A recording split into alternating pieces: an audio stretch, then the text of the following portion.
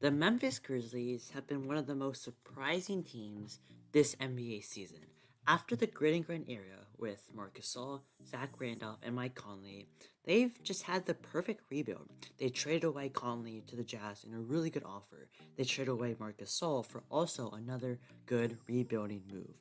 And through the draft, they got players like John Morant, Jaren Jackson Jr., Dylan Brooks, Zaire Williams, Brandon Clark, Desmond Bain, all of their top players pretty much just came from the draft, which is so impressive to see from not really the biggest market in the NBA.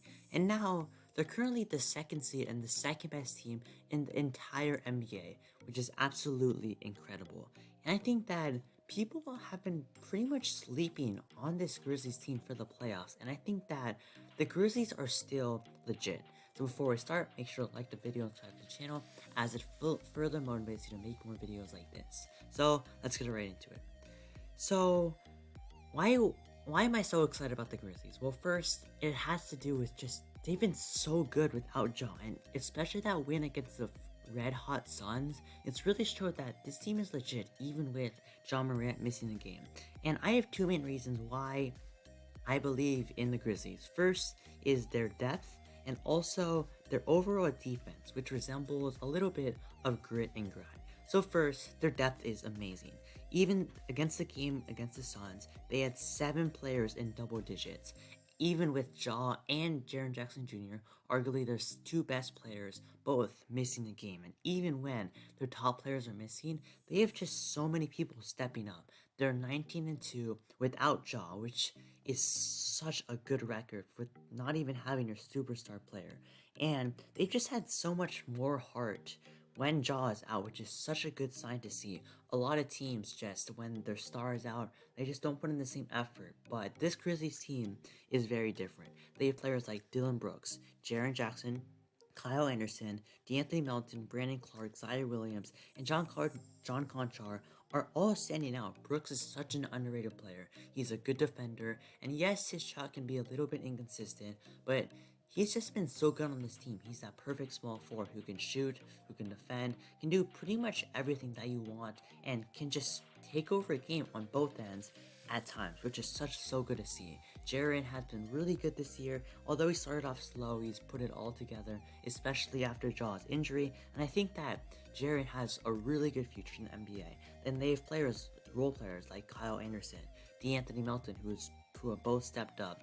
Brandon Clark, another young player. Zaire Williams, their rookie this year, has been really impressive as a 3-and-D caliber player. And they even found some steals in like John Conchar, who has been actually a quality NBA player. And it's just so impressive to see this Grizzlies team be so good without their star players. Now, I do think that depth is a little bit overrated in the playoffs because, like, you only want your like top 8 guys playing. And look at that Clippers team in 2020.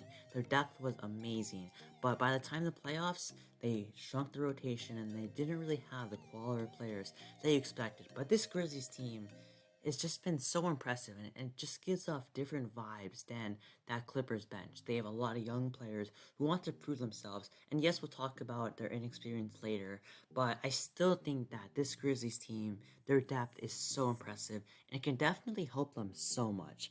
And then my second point is their defense, and they've just showed so much tenacity. They're leading the NBA in loose balls per game, which is such an important stat for this really young team. They have Steven Adams to hold the paint, and Jaren Jackson Jr. has been a Defensive Player of the Year caliber player. He's guarding the perimeter, he's protecting the paint at an elite level, and that versatile defender is what you pretty much want in the playoffs. And this team is just fitting into that grit and grind culture which they built up over the last decade, and they just show so much tenacity on both ends. They give it their all. They have people like Steven Adams, a good rim protector, Jaren, good defender, Dylan Brooks, another scrappy player, D'Anthony Melton, good defender, Brandon Clark, good defender, Zaire Williams, good defender, and they're just stacked with good perimeter defenders and paint defenders, which you really want to see, especially that they're not a one-way player just on their defense like Matisse Thybulle. They can also shoot very well, give you double-digit points per game, which is such an important skill to have in the modern NBA. And overall, their defense has just been so impressive. The start of the year was really rough. I think they were like the worst team defensively in the entire NBA, and they were like a 500 team. But once they started improving their defense, with them currently having a top 5 defense, the wins started piling up. They, like I said, a young team, and they want to prove themselves that they are a team just ready to take over the NBA. Like I said, they have solid defenders, perimeter, and paint, and it's just been so impressive. And even with Jaw out, their defense is technically, according to the stats, better without Ja Morant playing, which it makes sense because Ja isn't really the best defender because of his skinny frame, and yes, he makes up for it on offense, but when you have someone like Tyus Jones stepping up on the defensive side, then it's pretty much fine, especially with so many players on offense stepping up, like Desmond Bane, who's been so impressive this year, an MIP candidate, and it's just been so impressive to see this team unite together and just pile up so many wins, even against the top teams in the NBA. And they just show so much heart. This young team with a vet and Steven Adams is going to be scary for the now and the future. And overall, on the other side, their offense is also really good. Jaw is averaging like 26 points a game, gives us a highlight every time he plays, and then this overall team takes fewer risks on offense, and they take a really good care of the ball. They're one of the teams that have the least amount of turnovers per game, and with this young team, you would expect that there would be some turnovers, but it's actually been a strength to not turn the ball over, which is such an important skill, and they just also have a lot of good shooters. Jaw has been a pretty good shooter, averaging about league average, I think around 37. Dylan Brooks, a really good shooter. Yes, he can be on and off. He's still pretty good as just an overall catch-and-shoot shooter, off the dribble shooter. Desmond Bane is one of the best statistical shooters in the entire NBA and was even in the three-point contest. Jaren, yes, his shot hasn't been as good, but he can still knock it down. Zaire Williams, Tyus Jones, Brandon Clark, D'Anthony Melton, Kyle Anderson can all knock down a three-point shot very consistently, and the defense pretty much has to respect it.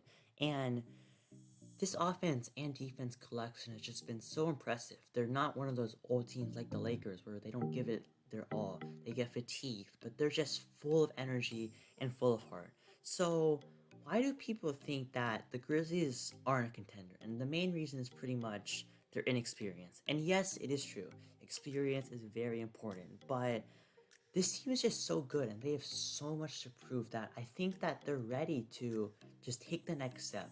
Now, of course, you would maybe want another vet caliber player like a Chris Paul type of player. And yes, don't get Chris Paul when you already have Ja, but that another vet who can just lead this team through the playoffs. And I think that it's going to be really interesting to see how they perform in this playoffs, even without that big vet. Yes, Steven Adams, really good player, really good guy, but I don't know if it's really enough. But I still think that they just fit together so well on both ends, and it's kind of weird how people immediately put the Grizzlies in the pretenders category just because of their inexperience. Just look at the Suns team. Yes, they had Chris Paul and Jay Crowder, but pretty much the rest of the players in the rotation haven't seen the playoffs before. Devin Booker, DeAndre Ayton, Mikal Bridges, Cam Johnson, Cameron Payne. They all haven't seen the playoffs before, and yet they still stepped up.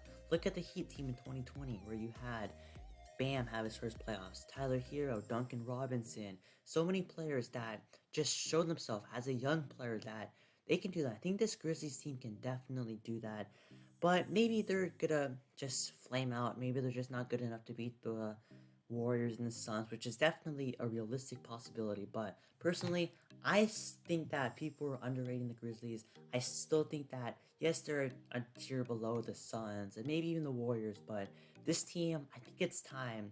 It's time to be scared about the Grizzlies, and they're so young still, which is going to be so crazy to see for the future. So, comment down below your thoughts. Do you think the Grizzlies are a pretender or contender? Like the video, subscribe to the channel, and I'll see you on next time.